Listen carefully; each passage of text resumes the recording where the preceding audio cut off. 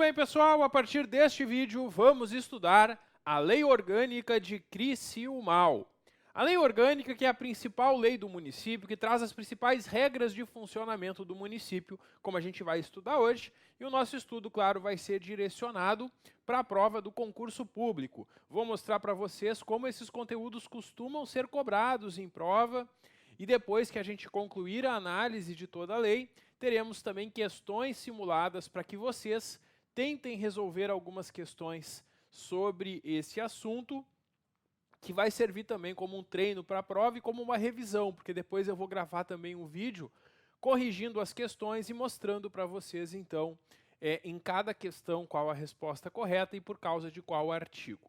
Bom, a Lei Orgânica do município de Criciúmal traz, como a gente sabe, que o município faz parte do Rio Grande do Sul, que vai organizar-se de forma autônoma em tudo que trata do seu peculiar interesse, observando as leis e as constituições. É mantida a integridade do território do município. Quando a lei orgânica foi feita, foi mantida a integridade do seu território e a alteração dos limites do município, os limites do território do município, só pode ocorrer desde que preservada a continuidade e a unidade histórico-cultural do perímetro urbano. Bom, o artigo 3º traz alguns conceitos sobre as categorias de divisão do município. O perímetro urbano do município é a própria cidade de Criciúmal. A circunscrição suburbana são os distritos e bairros do município. E a zona rural são aquelas propriedades rurais e chácaras que são mais afastadas da área central do perímetro urbano. A cidade de Criciúmal é a sede do município, levando seu nome, e é na cidade, claro, que os poderes do município têm sede. Os poderes do município, que são dois, como a gente sabe, o poder legislativo, que é a Câmara de Vereadores, e o poder executivo, que é a Prefeitura. E aqui vocês devem ter um cuidado. Não existe poder judiciário do município. Nos municípios, nós temos somente dois poderes, o legislativo e o executivo. Quem possui três poderes, conforme está na Constituição, é o Estado e a União. Então, uma questão de prova sobre a lei orgânica, que pergunta sobre os poderes do município, apenas dois existem, o legislativo e o executivo. Uma questão sobre a Constituição Federal, que poderá trazer os três poderes da União e do Estado. Cuidado com essa pegadinha, porque a banca já fez pegadinha em prova, dizendo que o poder judiciário era um dos poderes do município. E aí está errado, se afirmar isso na prova de vocês, está errado, porque a gente sabe que o município de Criciúmal, assim como qualquer município, tem somente dois poderes, o legislativo e o executivo. E hoje a gente vai estudar bastante sobre esses dois poderes. Bom, e é vedado o cidadão que está investido em um dos poderes delegar atribuições ou exercer funções de outro. Como a gente vai estudar aqui na lei orgânica, os poderes executivo e legislativo possuem funções diferentes e um não pode intervir do outro, por isso esses poderes são independentes. Os símbolos do município são estabelecidos em lei, sendo a bandeira, o hino e o brasão. E agora a gente tem mais uma provável questão de prova. A data magna do município, cada município tem a sua. E o município de Criciúmal tem a data magna no dia 28 de fevereiro. Atenção, memoriza isso, essa pode também ser uma questão da prova. Bom, sobre a organização do município, a gente tem algumas atribuições. E isso é bastante cobrado em prova. A gente tem que saber o que cabe ao município. Na hora da prova, a banca pode alterar alguma competência ou até misturar competências do município com competências da União, por exemplo. Então, a gente tem que saber o que cabe ao município. O município faz as leis, legisla sobre os assuntos de interesse do próprio município e vai suplementar as leis federais e estaduais no que couber. Quando uma lei federal ou estadual não trata de uma peculiaridade aqui do município, o município vai lá e faz a sua lei municipal sobre esse assunto. Isso que é suplementar a legislação. Vai organizar os seus serviços administrativos, é a própria organização da prefeitura. sendo dividido em distritos, bairros, a serem criados sempre por lei. Os distritos e bairros terão um nome aprovado por lei municipal, e nós temos também que o município vai ter o seu plano diretor, que é a principal norma de planejamento e desenvolvimento do município, plano pluvial de esgoto básico, plano rodoviário e plano hídrico. O município deve ter esse planejamento todo das suas ações nessas áreas. Também promover o ordenamento territorial, proteção do patrimônio histórico-cultural. Pode o município celebrar convênios, unindo esforços com a União, que é o governo federal, ou com o Estado, ou com outros municípios. Sempre que o município faz um convênio, unindo esforços com outro ente, isso deve ter autorização da Câmara de Vereadores.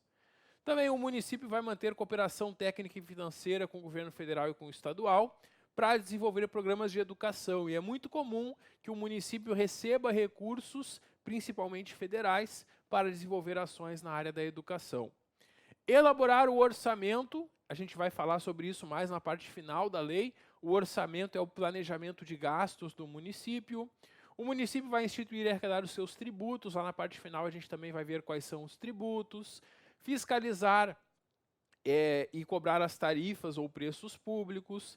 Dispor sobre a sua organização, organizar o quadro, estabelecer o regime jurídico único dos servidores, as normas que vão ser aplicadas aos servidores, estabelecer normas de edificação, loteamento, arruamento urbano, também conceder e renovar licença de localização e funcionamento de estabelecimentos. Para todo estabelecimento funcionar no município, tem que ter uma licença, um alvará da prefeitura. Então, se eu quero montar um restaurante, uma loja, uma indústria, uma fábrica no município, eu preciso de uma licença da prefeitura. E a prefeitura, ao conceder a licença, vai verificar se o meu estabelecimento atende os requisitos para funcionar e não colocar em risco a saúde e a segurança da população. Essa que é a ideia de existir essa licença. E se o meu estabelecimento se tornar prejudicial, deixando de atender os requisitos, a prefeitura pode me tirar essa licença. E isso é cassar a licença sempre que o estabelecimento licenciado se torna prejudicial. Também é atribuição do município adquirir bens, regular a disposição, traçado e demais condições dos bens públicos de uso comum, regulamentar a utilização dos espaços dos logradouros públicos, e especialmente no perímetro urbano e suburbano, determinar também o itinerário e ponto de parada do transporte coletivo. O município organiza todo o transporte coletivo, dando as concessões também para os serviços de táxi e transporte coletivo. Também o município fixa e sinaliza zonas de silêncio, disciplina serviços de carga e descarga, sinaliza a sinalização das ruas e avenidas e estradas municipais, estabelece e implanta a política de educação para a segurança do trânsito, faz a limpeza das vias e logradouros, ordena as atividades urbanas, dispõe sobre os serviços funerários e cemitérios, regulamenta, licencia, permite, autoriza e fiscaliza toda a publicidade, toda a colocação de cartazes e anúncios no município, organiza e mantém o serviço de fiscalização, fiscaliza nos pontos e locais de venda peso, medidas e condições sanitárias dos alimentos, dispõe sobre a apreensão de animais e mercadorias, sobre registro, vacinação e captura de animais, presta assistência nas emergências médico-hospitalares de pronto-socorro, também promove os seguintes serviços. O município vai organizar mercados, feiras e matadouros municipais, construção e conservação de estradas e caminhos, transporte coletivo municipal, a iluminação pública, sucção e limpeza de esgotos e poços, recolhimento de lixo e limpeza, feitura de calçadas, exigindo o ressarcimento das despesas quando a prefeitura fizer a obra, e implantação de telefonia e eletrificação rural. Também dispõe aqui a lei da criação de uma guarda municipal para a proteção dos bens, serviços e instalações do município. Cabe ainda ao município zelar pelo respeito à Constituição, às leis, à saúde, assistência pública, proteção de documentos e obras de bem de valor histórico, artístico e cultural, meios de acesso à cultura, educação, ciência e tecnologia, proteção ambiental, preservação de florestas, programas de habitação, combate às causas da pobreza, atuação da assistência social, prevenção e combate a incêndios, a criação das áreas para implantar distritos industriais, e também o município deve criar os seguintes conselhos comunitários. O conselho comunitário é um conselho que vai acompanhar e fiscalizar a atuação do município em áreas específicas, e esses conselhos contam com a participação de representantes da população. E o município deve ter conselhos específicos para política agrícola e irrigação, meio ambiente, educação, defesa e segurança da comunidade, desportos, família, sociedades, pessoas com deficiência, cultura, saúde, trânsito, vilas, distritos ou bairros, desenvolvimento municipal, do idoso, da juventude, da criança, da mulher, dentre outros. Também o município deve manter os cemitérios municipais, que têm caráter secular. O que significa esse caráter secular dos cemitérios? Significa que um cemitério não tem uma religião única, uma religião só. E as diferentes religiões podem fazer os seus rituais no momento, né, do sepultamento. O município pode dar o nome de pessoas a bens e serviços públicos, mas não podem ser pessoas vivas. Tem que ser pessoas já falecidas há pelo menos 1 ano. Somente, então, após 1 ano do falecimento, que o nome de alguém falecido poderá ser utilizado para ser o nome de uma rua, de um bem, de um prédio público. Bom, sobre bens públicos, são bens municipais todas as coisas que pertencem ao município, sejam móveis, imóveis, direitos e ações.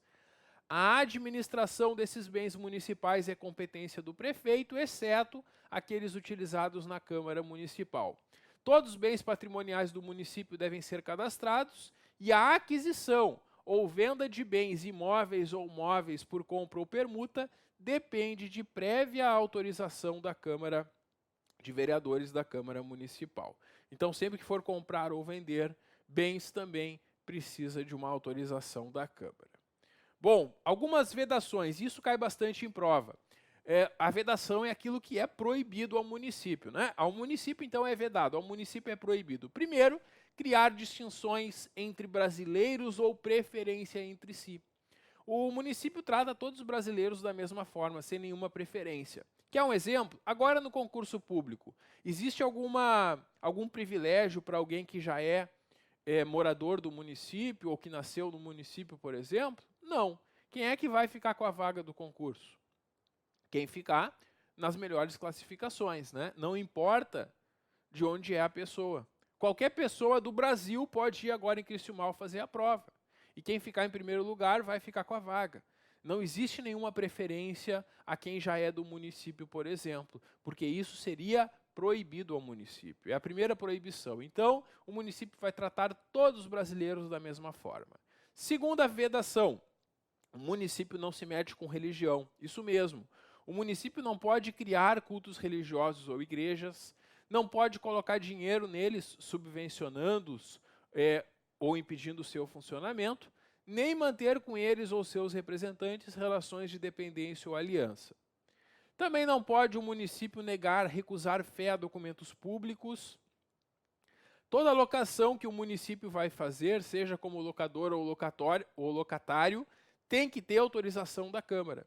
Então, sempre que o município quiser fazer uma locação, quando ele quer alugar um imóvel que lhe pertence para alguém, ou quando ele quer alugar um imóvel que não lhe pertence para instalar um serviço público, ele sempre vai pedir uma autorização para a Câmara de Vereadores. Também subvencionar ou auxiliar de qualquer modo, com recursos pertencentes aos cofres públicos, quer pela imprensa, rádio, televisão, serviço de alto-falante ou qualquer outro meio de comunicação, a propaganda político-partidária ou com fins estranhos à administração. Também é proibido ao município manter a publicidade de atos, programas, obras, serviços ou campanhas de órgãos públicos que tenham caráter genuinamente educativo, informativo ou de orientação social. Uso de viaturas, máquinas e equipamentos, isenções e anistias fiscais ou permitir a remissão ou perdão de dívidas sem interesse público justificado. Exigir ou aumentar tributos sem lei que estabeleça, esse cai bastante em prova. para criar ou aumentar um tributo, um imposto, uma taxa ou uma contribuição, sempre tem que ter uma lei. Então, o município pode exigir ou aumentar tributo, mas antes disso tem que ter uma lei autorizando. Então, é vedado, é proibido exigir ou aumentar tributo sem a lei. Com a lei pode, sem lei é que não pode. E aí, nessa matéria tributária, também vem algumas proibições. Não pode tratar desigualmente pessoas que estão na mesma situação, nem estabelecer diferença de tributos entre um bem e o serviço, conforme ele venha de fora do município ou seja realizado pelo próprio município. Também não pode cobrar tributos em relação a fatos ocorridos antes da vigência da lei que os instituiu ou aumentou. Não pode utilizar tributos com efeito de confisco e com incidência bitributável sobre a mesma atividade. Quer dizer, uma mesma atividade não pode pagar tributo duas vezes. Essa é a bitributação, que é algo vedado no direito tributário. Não pode estabelecer limitações ao tráfego de pessoas por meio de tributos, exceto pedágios para a utilização de vias conservadas pelo poder público. Também tem as imunidades de impostos. O município não vai instituir impostos sobre templos de qualquer culto, sobre o patrimônio de outros entes públicos, também sobre o patrimônio de partidos políticos, nem sobre livros, jornais, periódicos e papel destinado à sua impressão. Então é isso que nós temos aqui como vedações aqui ao município. Depois nós temos, quanto aos servidores municipais, algumas vedações, algumas regras também, melhor dizendo. O município pode adotar vários regimes jurídicos, o que melhor se adequar, e aqui algumas regras gerais. Os cargos, empregos e funções são acessíveis aos brasileiros que preencham requisitos estabelecidos em lei. Claro, para o cargo público tem requisitos. Quando tu te inscreveu no concurso, tu viu no edital quais são os requisitos para concorrer ao cargo para o qual tu te inscreveu. O acesso aos cargos públicos é por concurso público, claro, por isso que a gente está aqui estudando. Tem algumas proibições quanto à questão remuneratória. A proibição de acumular cargos, e aqui a lei está desatualizada em relação à Constituição, porque hoje a Constituição Federal prevê 3 possibilidades de acumular cargos. As 2 primeiras que estão aqui, que eu posso estar em mais de um cargo quando forem 2 cargos de professor, ou um cargo de professor com um cargo técnico ou científico. Aqui na lei do município, diz que é possível acumular 2 cargos de médico. Continua sendo possível acumular 2 cargos de médico, mas a Constituição Federal, lá no artigo 37, inciso 16, ampliou um pouco isso, porque ela prevê também a possibilidade de acumular 2 cargos de profissões regulamentadas na área da saúde, não só médico. Enfermeiros, fisioterapeutas, técnicos em enfermagem, dentre outras profissões da saúde, poderão acumular 2 cargos. Bom, o artigo 14 trata da aposentadoria, e aqui, essas regras que aqui estão um pouco desatualizadas, porque a Constituição Federal passou por reformas na Previdência e hoje os critérios são diferentes. Por isso, eu imagino que para fim de prova a banca não vai vir aqui fazer uma questão, porque ficaria até desatualizado, acabaria confundindo, então eu não perderia muito tempo aqui nesse assunto da aposentadoria dos servidores. Bom, sobre estabilidade, o servidor adquire estabilidade após 3 anos. Então, tu vai passar no concurso, tu vai fazer um probatório de 3 anos, quando concluir o estágio probatório, tu é estável. E depois que tu é estável, é muito difícil perder o cargo. Porque o parágrafo 1º aqui do artigo 16 prevê que o servidor que já é estável somente perderá o cargo por sentença judicial transitada em julgado. A sentença judicial transitada em julgado é aquela sentença definitiva da qual não cabe mais recurso. Ou mediante processo, inquérito administrativo, que seja assegurada ampla defesa. O processo administrativo que assegura ampla defesa é aquele processo administrativo que é realizado na forma prevista lá no regime jurídico dos servidores, assegurando para o servidor toda oportunidade de se defender e demonstrar que não deve ser punido com a demissão. Bom, o servidor que é eleito para o mandato eletivo tem as regras que estão lá no artigo 38 da Constituição Federal. Aquelas mesmas regras que estão lá, estão aqui no artigo 17 e podem aparecer na nossa prova. Eu já esquematizei elas para facilitar o nosso entendimento. Se o servidor público aqui do município de Criciúmal for eleito para um mandato federal ou estadual, qualquer mandato que não seja vereador ou prefeito, ele vai ficar afastado do cargo. Aí o servidor se afasta do cargo, para de trabalhar aqui em Criciúmal e vai desempenhar esse mandato. Quando terminar o mandato, se ele não for reeleito, ele volta a trabalhar aqui no município normalmente. Esse período que ele ficou fora, ele não recebeu aqui pelo município, porque ele recebeu pelo mandato. Se o servidor é eleito prefeito, seja prefeito aqui de Criciúmal ou de qualquer outro município, o que vai acontecer? Também vai ser afastado do cargo, mas, no caso do prefeito, pode optar pela remuneração. Caso o servidor ganhe, por exemplo, 15 mil por mês e foi eleito prefeito no município que o prefeito ganha 10 mil, ele poderá continuar ganhando os 15 mil do seu cargo enquanto está na função de prefeito, em vez de ganhar 10 mil. Então é possível manter a remuneração quando ele é eleito para um mandato que paga menos.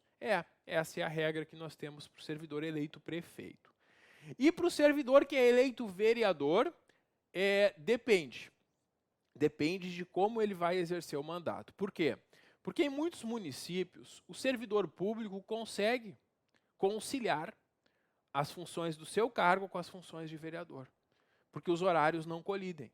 Geralmente, as reuniões da Câmara vão ser à noite, em dias específicos, e aí o servidor consegue continuar trabalhando. Nesse caso, se o servidor consegue continuar exercendo as funções do cargo e exercer as funções de vereador, ele vai trabalhar nos dois e receber nos dois, ele vai acumular.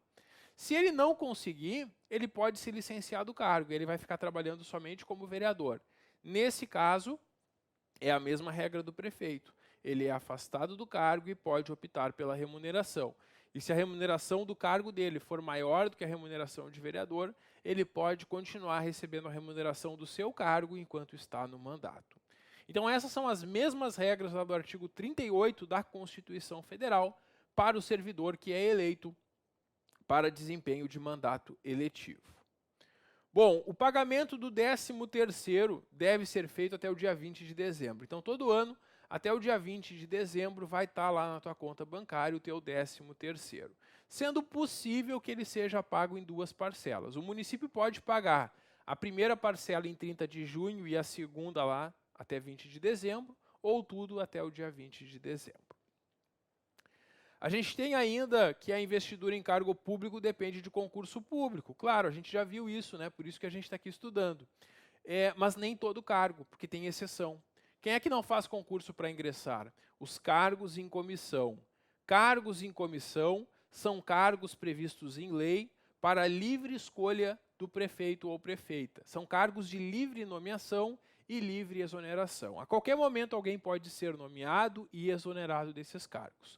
O cargo em comissão não terá estabilidade. Vocês que vão passar no concurso, ocupando cargo efetivo após 3 anos, são estáveis. O cargo em comissão, não importa quanto tempo fique, ele nunca adquire estabilidade. A qualquer momento, o CC, o cargo em comissão, pode ser exonerado. A validade do concurso é de até 2 anos, podendo ser prorrogável uma vez por mais 2 anos. Então, o município faz o concurso. Dentro desse prazo de validade, ele pode convocar os aprovados. Então, mesmo quem não passa dentro das vagas previstas no edital, fica num cadastro reserva. E dentro desse prazo de 2 mais 2, que vai dar um total de 4 anos, o município pode convocar os aprovados. E é muito comum que os municípios convoquem mais candidatos aprovados, além daquelas vagas previstas no edital, já que ao longo de 4 anos é comum que surjam novas vagas por servidores falecerem, se exonerarem, se aposentarem, e isso, a forma de preencher essas vagas que surgem ao longo desses 4 anos é aproveitando esse mesmo concurso. Terminado esse prazo, aí o município vai precisar fazer um novo concurso para as próximas nomeações. Também a lei deve reservar um percentual de até 5% das vagas para pessoas com deficiência. O servidor vai ter direito à livre associação sindical e direito de greve nos termos da lei. A lei também vai estabelecer os casos de contratação de temporários e a quantidade de servidores do plano de carreira nunca pode ultrapassar 3% da população do município. Então, eles fazem uma relação entre a população do município e a quantidade de servidores.